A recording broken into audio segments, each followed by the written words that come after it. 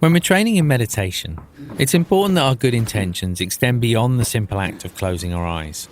In fact, there's a really funny old story about a very impatient yogi meditating in his cave.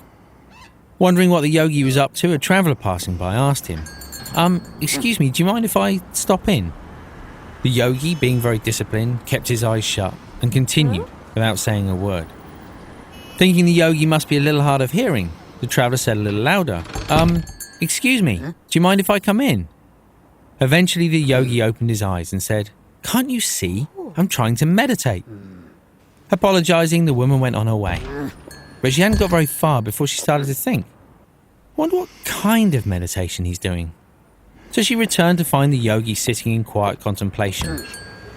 Excuse me, she asked, what sort of meditation is this?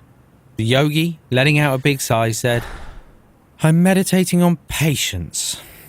The woman said, oh, okay, interesting, thanks, and left once again. So the yogi returned to his meditation. As the woman continued her journey, she found herself thinking, wow, patience. I could really do with some of that. I wonder if I should ask him for some instruction. So once more she went back to the yogi's cave.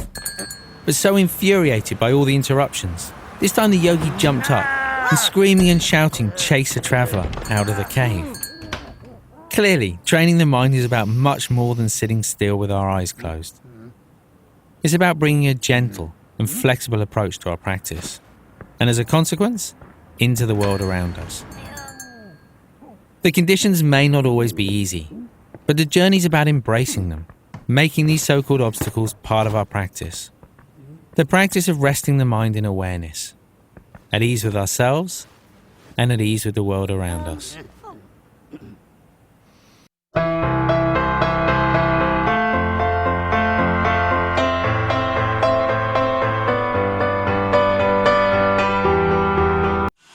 One of the most challenging parts of meditation is what's sometimes called the dark side of the mind. These are the thoughts and fantasies that we'd rather didn't appear in the mind. Whether they're exciting, violent, vengeful, or maybe even sadistic in nature. We might think we shouldn't be experiencing them. But these thoughts are perfectly natural, and there's obviously no need to act on them. But why do they seem to appear more often once we begin to meditate? Well, typically, we go through our day with quite a heavy filter on the mind, blocking out these thoughts that we don't like, either habitually or intentionally. When we block them out habitually, we're unaware that it's even taking place. We're just so caught up in our day-to-day thinking. But by meditating, we're creating more space in the mind. So it's not that there are more of these thoughts, we just see them more clearly. But when we're blocking them out intentionally, we already see the thoughts clearly, but we're resisting them, perhaps fearful of what they say about us as a person. But what meditation shows us is that we're not our thoughts. So there's no need to judge them, to identify with them. We see that they don't make us a mean person, a terrible person, a twisted person.